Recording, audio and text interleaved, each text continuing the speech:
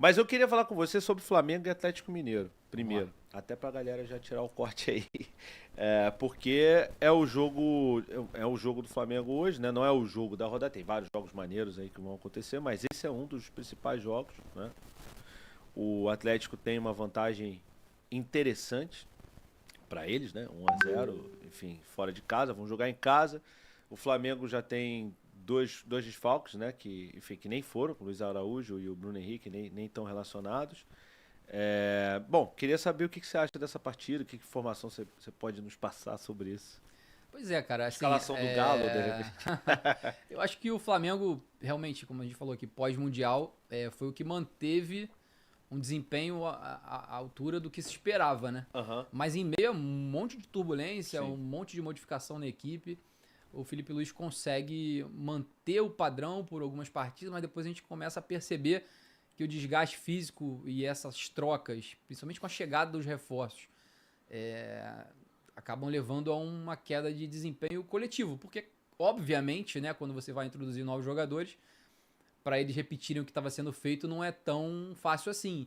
E isso acontece exatamente nesse contexto do início da maratona das 3 competições É. e que levam ao Flamengo a ter que escolher o melhor time possível para essas competições. Eu acho que a Copa do Brasil ficou claro pelo jogo de ida que não é a prioridade, né? Embora tenha tido um discurso e um ajuste no discurso ao longo do ano, de que tudo seria prioridade, a gente sabe que é impossível fazer isso, né? O jogador ele não é que ele escolha jogo, mas ele se prepara para os momentos em que ele vai ser mais exigido. O Mundial Isso. teve aí para provar também dessa forma. Isso. Então acho que o Flamengo, a partir do momento que estreia o jogador que praticamente não atuou essa temporada, né? Que é o caso dos reforços, alguns que chegaram, o Saúl, o próprio Emerson Royal, que vinha de uma lesão, o Lino estava treinando e jogou um Mundial.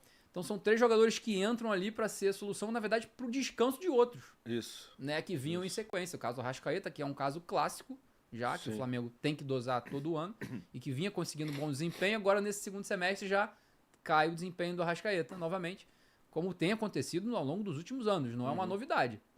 E aí a saída do Gerson pesa bem também para a equipe, né?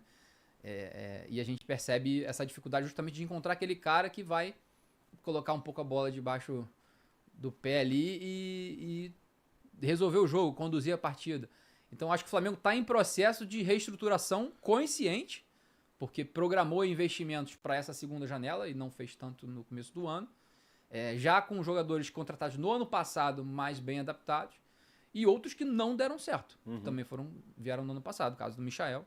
Outros que não vêm dando certo há alguns anos, caso do Everton Cebolinha. Sim. Que já estão praticamente fora dos planos aí, entram um pouquinho quando dá, o Michael nem tem sido relacionado. E a grande dificuldade do Flamengo é se desfazer desses atletas que ganham muito bem para poder fazer essa reciclagem do elenco. Então a informação que a gente teve no Flamengo é que esse mês de agosto, com essa maratona, haveria esse rodízio e esses atletas que chegaram iam ser inseridos nesse rodízio, então entra quase como uma segunda pré-temporada no meio de um processo que é mata-mata, Isso. né? E aí, acho que tem um discurso ali de diretoria, em caso de eliminação na Copa do Brasil, de falar, olha, realmente a gente priorizou o Brasileiro e a Libertadores, os reforços chegaram um pouco em cima da hora desse início de mata-mata, e o Felipe colocou para jogar, mas não colocou para jogar dentro de um modelo do conjunto ali que está estabelecido junto a esses reforços. Sim. Então acho que o grande desafio a partir de agora vai ser esse. Passando ou não, eu acho que o ano do Flamengo não vai ser medido pela Copa do Brasil dessa vez. Outros anos foram medidos porque não tinha outra alternativa. O Felipe continua ali com moral, mas sendo mais criticado e com o desafio de encontrar novamente soluções para um elenco que está sendo reformulado no meio da temporada. Sim. Que é o padrão que o Flamengo tem feito aí ao longo dos últimos anos também, né? Faz ajustes, é campeão de tudo ali em 2019. Né? Faz ajustes e depois tem as conquistas subsequentes. Então eu acho que o Flamengo, esse conceito de elenco melhor da América, está em constante transformação e com o desafio de ele de fato ficar disponível do treinador. Porque a gente vê problemas físicos, né, recorrentes em alguns atletas, dos reforços que chegam eventualmente também não tem tanta sequência, né, que são jogadores comprados ou eventualmente trazidos sem custo e muito caros, mas com a parte física às vezes um pouco mais debilitada. E aí, nessa equação, né, de investimento e manutenção de um reforço, de um elenco competitivo, em algum momento esse elenco acaba fraquejando um pouco, acaba sentindo essa sequência. E nos outros momentos eu acho que o Flamengo acaba precisando priorizar. Sim. E agora ele está podendo escolher. Então acho que o desafio vai ser comunicar isso para o torcedor para falar, a gente pode ganhar as duas principais competições e vamos deixar a Copa do Brasil um pouco de lado. Eu como flamenguista, eu concordo 100% com isso. Acho, obviamente, que a gente tem elenco para ganhar as 3. Mas às vezes quem muito quer, nada tem, né? Eu falei em alguns grupos aí. Eu falei, gente, vocês estão reclamando porque tá tendo rodízio nos jogos. Primeiro que, assim, quem tá saindo e quem tá entrando tá mantendo o nível. Não é tipo, porra, sai o Bruno Henrique e entra o Negreiros. Entendeu? Aham. Tipo, tá mantendo. São do mesmo nível ali, os jogadores que estão entrando, substituindo os coisas. Então não é exatamente um poupar, não é? Porque quando você fala em poupar, você subentende que quem vai entrar tá mais abaixo e não necessariamente no caso do Flamengo E tá. principalmente em termos de nível, de técnico até, mas você pega o nome, o Flamengo terminou o último jogo com Alan, Everton Araújo, Aero Saul, Juninho, não sei se era o Luiz Araújo, mas enfim, os atletas às vezes que estão disponíveis, você fala, esses aí não são tão bons quanto os que não estão disponíveis. Mas o principal que o Flamengo vinha tendo era justamente o modelo de jogo coletivo. Isso. E quando entram peças novas, por mais que elas sejam muito boas individualmente, o Lino, por exemplo, chamou muita atenção. Sim. Você às vezes não consegue repetir em termos de mecanismos coletivos a mesma atuação. Sim. E aí fica querendo que o cara resolva no 1 contra 1. Sim, no individual, né? O que não é característica do Flamengo do Felipe Luiz. Então acho que o jogo contra o Atlético mostrou isso. Teve bons momentos, mas como conjunto o Atlético foi melhor. Sim. Conseguiu ter uma estratégia de jogo ali que deu uma segurada ali. O Flamengo vinha, não conseguia entrar. E aí, naquela ideia de bola longa de uma defesa que joga adiantada, que o Flamengo já é clássico, né? Porque, como o Felipe diz bem, não vai baixar pra ficar esperando. Então corre risco, né? Lógico. Então, às vezes, numa zaga que estava mais rodada, sem descanso, às vezes tem cometido mais erros, Léo Pereira, o próprio Rossi, né? Alguma falha ou outra. Então é isso, assim, não dá pra dizer que o time vai performar 100% o tempo inteiro, mas o coletivo ali meio que absolve um pouco, às vezes, alguns erros individuais. Nesse momento a gente não tá vendo isso, entendeu? Uhum. Então eu acho que pelo modelo de jogo que o Felipe quer manter, ele vai ter que adaptar esses caras que estão chegando. Só que eles chegaram agora no meio de oitavas de final de Copa do Brasil e Libertadores.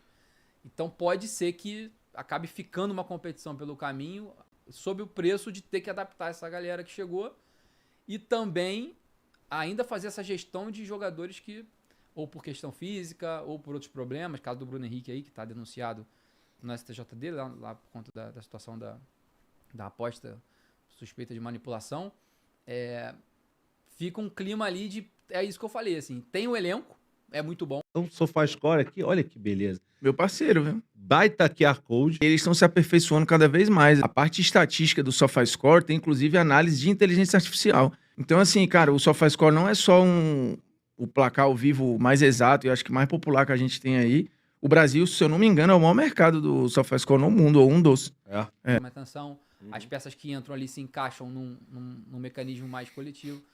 Quando não, aí você começa a dizer, pô, esse cara não serve.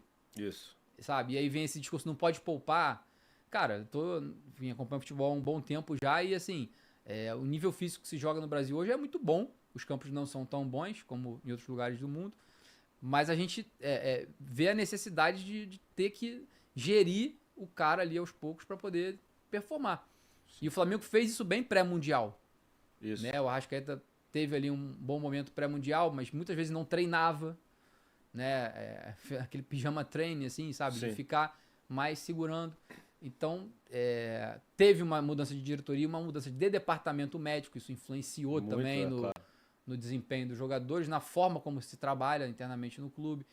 Então, eu acho que essa temporada ela vem com mudanças em curso, mas com a tentativa de manter o Flamengo brigando por tudo. Sim. Será que vai ser possível manter a briga por tudo com esses ajustes que estão sendo feitos? Eu acho que se não acontecer, como não aconteceu nos últimos anos, O importante é que isso seja trazido, assim, de alguma forma, pela direção, para que o que vier, né, em termos de disputas possíveis, seja visto como algo dentro de um processo transitório bem bom, assim, né? Se você se mantiver na disputa do Brasileiro, por exemplo, como é líder até agora, vai ser muito bom voltar a ganhar um Brasileiro, por exemplo. E aí muda um pouco, porque nos últimos anos você viu o Flamengo cambaleando ali ao longo da temporada, engatava ali um mata-mata bom e conseguia um título para, digamos assim, corrigir a sensação de um planejamento ruim que era feito antes. Então, existe um planejamento lá, com erros e acertos e com crises ou situações que são contornadas, né, no meio desse processo.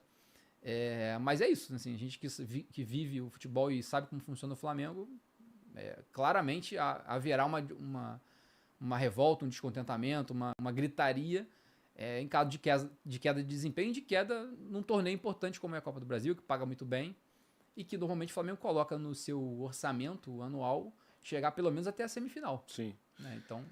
você, dentro do que você apurou aí até agora para o jogo, né, especificamente para o jogo Atlético e Flamengo, o Galo vem com a força máxima, o Flamengo, como é que você acha que o Flamengo vai? Quem vai jogar? Acho que o Galo vem com a força máxima e o Flamengo também, dentro das possibilidades ali do Felipe Luiz. Me chama a atenção essa possibilidade dessa sequência aos reforços. Embora o Samuel Lino tenha chegado em condições físicas, justamente como eu falei antes, ele não tá tão adequado assim ao time ainda, né? Então a bola sobra para ele ali, ele tenta alguma jogada, ele não tá tão conectado com outros jogadores. Mas não tem outro.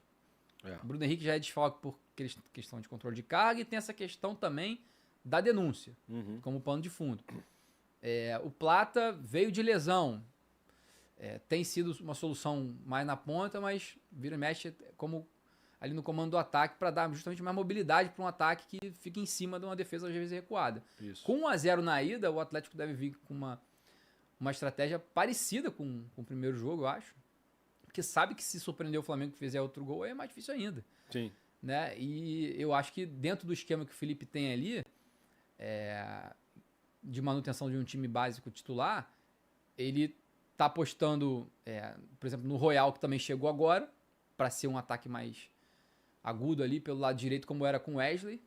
O cara que fazia o Gerson ali, né? O papel do Gerson hoje, às vezes o Saul, que veio para substituir ele, mas não me parece um cara tão titular absoluto assim. Vai ter que ainda se adaptar ao futebol brasileiro. E eu acho que o Pedro é uma esperança, sabe? Esse retorno do Pedro depois de suspensão, eu vejo como uma esperança. Embora tenha tido aquele problema todo, é um cara que, se o Flamengo precisar de gol, ele é o nome mais com potencial para isso.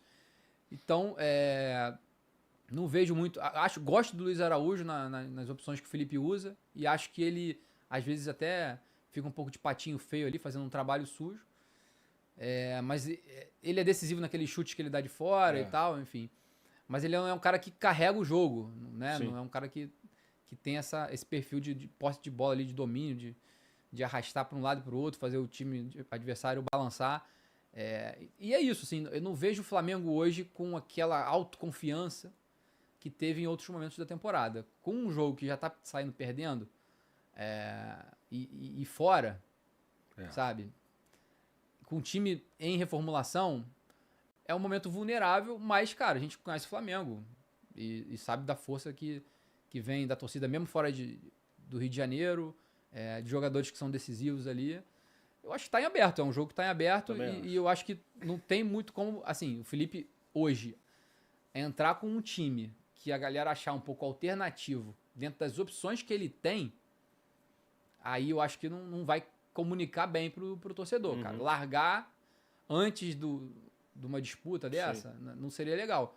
Então acho que ele vai com todo mundo que ele tiver disponível e depois tenta conter os danos aí, né? Porque já se optou no jogo de ida por uma mescla, né? Sim. E agora também vai ter que correr atrás desse resultado. Ganhe muito dinheiro no YouTube seguindo esse conselho. Veja só, olha, a gente fez o curso do Peter Jordan no YouTube sem aparecer. Para quem não sabe, o Peter é um dos maiores youtubers do Brasil e do mundo, tem mais de 14 milhões de inscritos. Só em um canal dele, ele tem mais de 60 canais e ele vai ajudar você a ganhar dinheiro de verdade no YouTube ou em qualquer outra rede social. Então eu recomendo, a gente usou, foi muito bom pra gente, vai ser bom pra vocês também, tá bom? Mas não existe fórmula mágica, tá? Tem que trabalhar bastante. Ele só ensina vocês a como trabalhar direito e não cometer os erros de todos os youtubers iniciantes. Youtubers ou qualquer influenciador. Então se você quer ganhar dinheiro com a internet, YouTube sem aparecer, eu recomendo.